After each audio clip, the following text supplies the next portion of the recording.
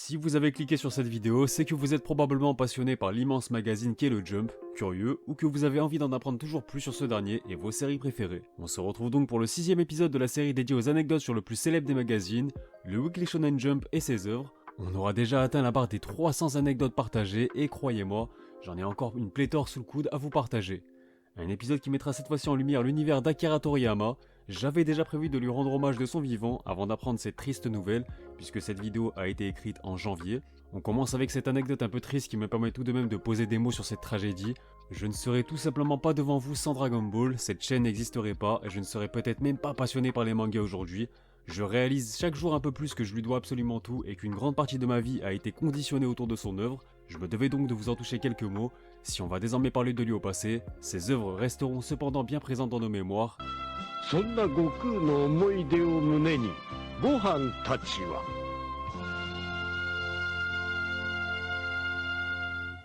Et pour cela, Akira Toriyama, merci pour tout et paix à son âme.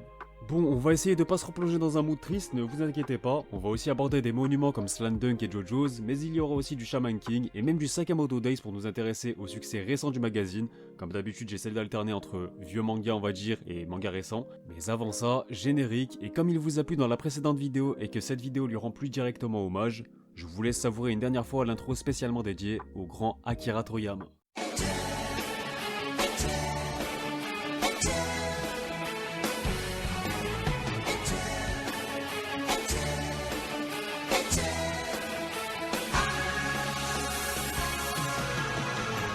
Salut à tous, c'est Otakult, j'espère que vous allez bien les refs. Comme vous l'avez compris, on se retrouve pour la suite de la série consacrée aux 50 faits, secrets et anecdotes sur le célèbre Weekly Shonen Jump. Comme toujours, inutile de vous préciser que je me base sur aucune rumeur, tous les faits sont avérés et confirmés. Pensez à vous abonner et activer la cloche si ce n'est pas déjà fait. N'oubliez pas le petit like et le petit commentaire pour le référencement. Par exemple, citez-moi des mangas sur lesquels vous aimeriez bien des anecdotes pour le prochain épisode. Bref, sans plus attendre, je vous propose de découvrir 50 anecdotes sur le Weekly Shonen Jump ainsi que sur les mangas qui ont façonné sa légende, qu'ils soient connus ou non comme d'habitude, le but étant d'enrichir vos connaissances et votre culture.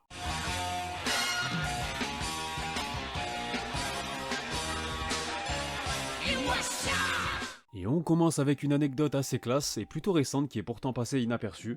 Mais sachez que pour célébrer et marquer les 50 ans du Shonen Jump, une mini NES classique de Nintendo avait été éditée en édition limitée avec uniquement des jeux faisant partie du catalogue des séries du Jump, donc c'est plutôt classe. Mais ce n'est pas tout puisqu'une interview entre Takehiko Inoue et Akira Toriyama était également parue dans le numéro fêtant les 50 ans du magazine.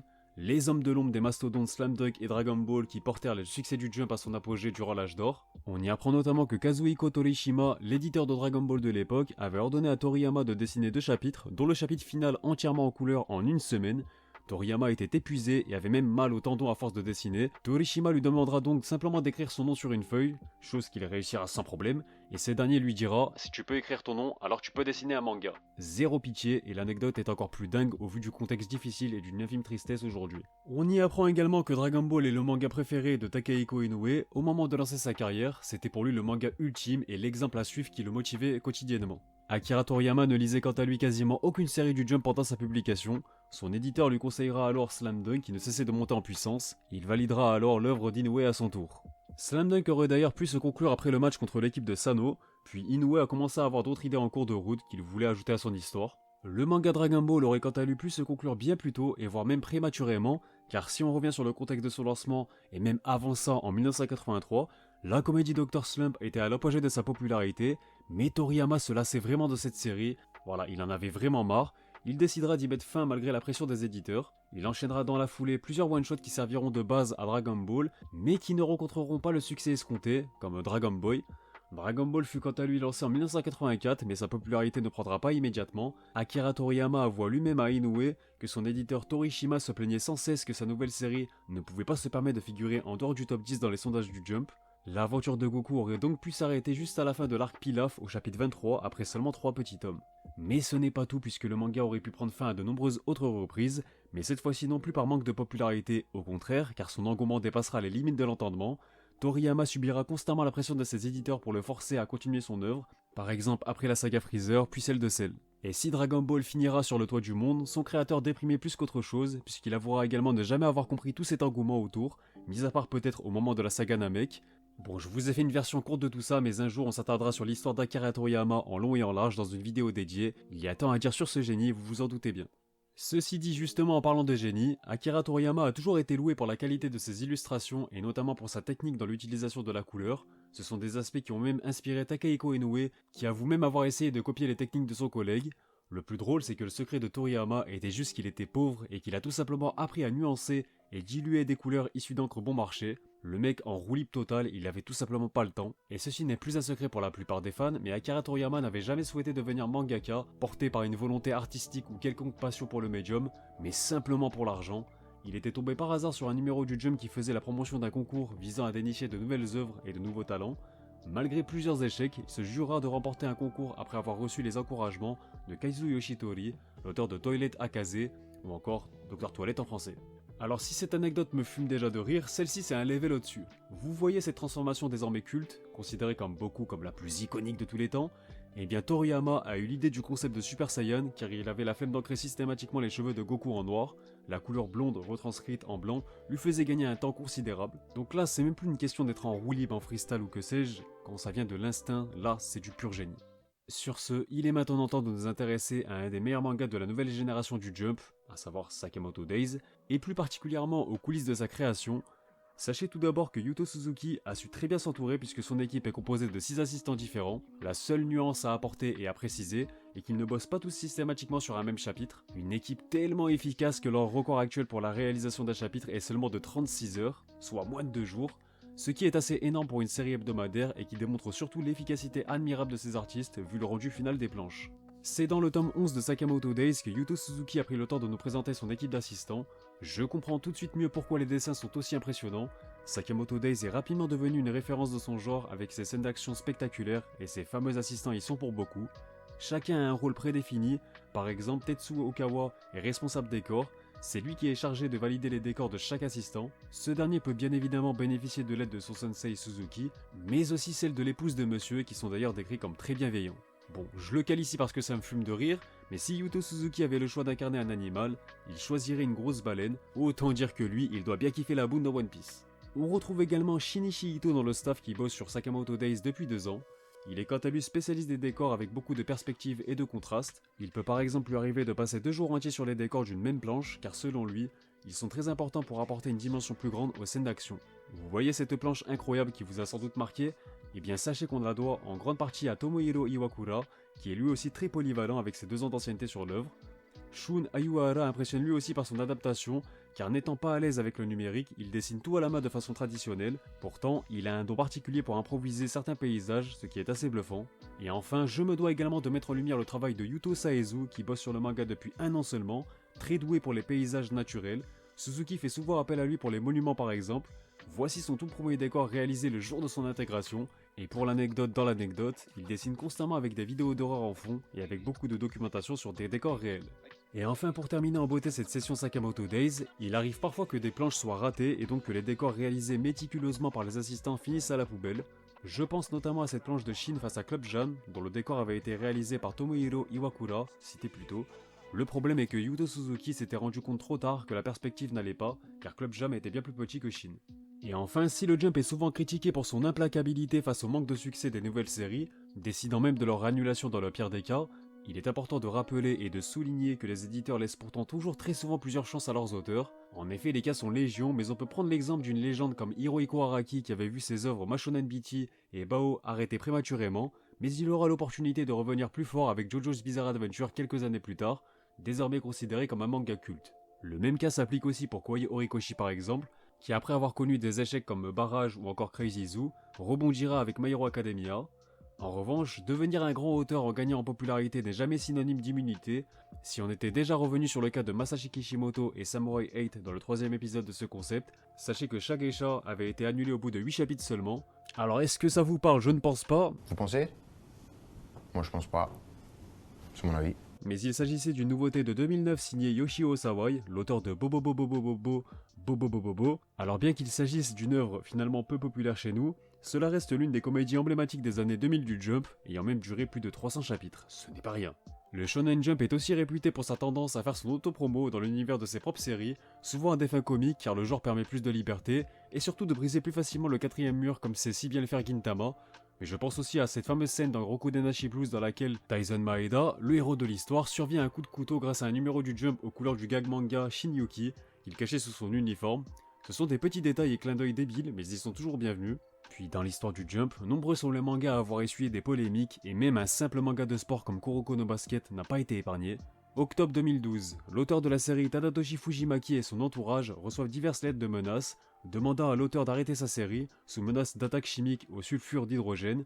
Suite à cela, la police décidera d'ouvrir une enquête, et Shueisha prendra alors la décision d'annuler plusieurs événements et conventions d'Oshinji basées sur Kuroko no Basket, communauté alors très répandue à l'époque. Mais ça ne s'arrête pas là puisque peu de temps après, la série est également bannie du Comiket de 83 afin d'assurer la sécurité des visiteurs. Plus de 10 millions de yens sont alors perdus, des librairies spécialisées et des supérettes retirent de leurs rayons les volumes de Kuroko no Basket à la suite de ces menaces. C'est seulement plus d'un an plus tard, le 15 décembre 2013, que la police arrête Hirofumi Watanabe après avoir admis sa culpabilité et déclaré avoir agi par jalousie du succès de Tadatoshi Fujimaki. Il aurait été identifié grâce à des caméras de surveillance placées dans une supérette où des bonbons empoisonnés à la nicotine ont été trouvés. Ce dernier sera alors condamné le 21 août 2014 à 4 ans et demi de prison. Vous avez sans doute déjà vu la couverture du tout premier numéro du Shonen Jump, si c'est pas le cas, la voici, mais connaissez-vous pour autant l'identité du manga qui prend la moitié de celle-ci? Eh bien il s'agit de Kujira Daigo de Sachio Umemoto, une série qui aura donc laissé une empreinte indélébile dans l'histoire bien qu'elle n'ait jamais été vraiment populaire, puisqu'elle prendra fin en 2 volumes. Pour ce qui est des collaborations avec différentes marques, forcément il y a du lourd puisque le Jump a su gagner en prestige avec le temps. Ainsi, le manga JoJo's Bizarre Adventure, qui possède une approche très sensible avec la mode, avait pu obtenir une mise en avant avec Gucci. Plusieurs illustrations d'Hirohiko Araki avaient été réalisées pour l'événement, Jolyne devenant ainsi l'égérie d'une des marques les plus luxueuses du monde. Par ailleurs, autant le glisser ici, les éditeurs du Jump ont longtemps été réticents à l'idée de lancer une héroïne dans le manga de JoJo's. Araki aura dû attendre la 6ème partie du manga en 2000 pour imposer son idée, alors qu'il aurait voulu le faire bien avant. Cependant, JoJo's n'est pas le seul manga à avoir posé pour Gucci, puisque ce fut aussi le cas de One Piece il y a peu. C'est dans l'édition chinoise du magazine Elle paru en 2020 que les fans ont pu observer cette collaboration étonnante. La maison de luxe a en effet dévoilé un lootbook mettant en scène Luffy et Zoro vêtus de pièces issues de la collection Fake Note de la marque.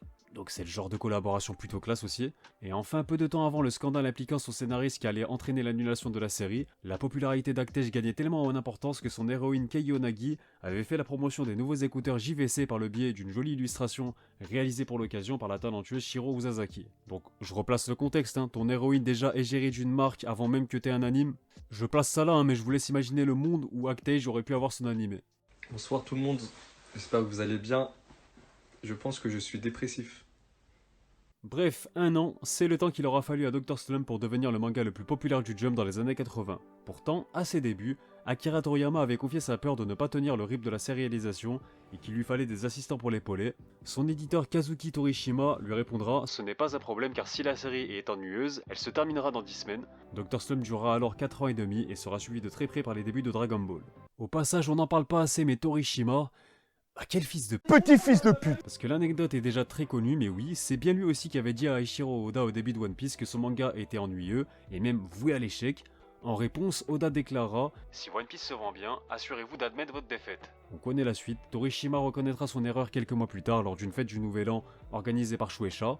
Bon, il y a beaucoup de choses à dire sur Kazuki Torishima, puisqu'il a aussi été un des grands éditeurs de la rédaction du Shonen Jump en plus d'être celui iconique de Dragon Ball. C'est un homme qui a toujours divisé et fait polémique pour ses avis tranchés, mais je vous réserve ça pour un autre épisode. Et au final, pour revenir sur ce dernier, seulement 2 assistants auront épaulé Toriyama durant son aventure.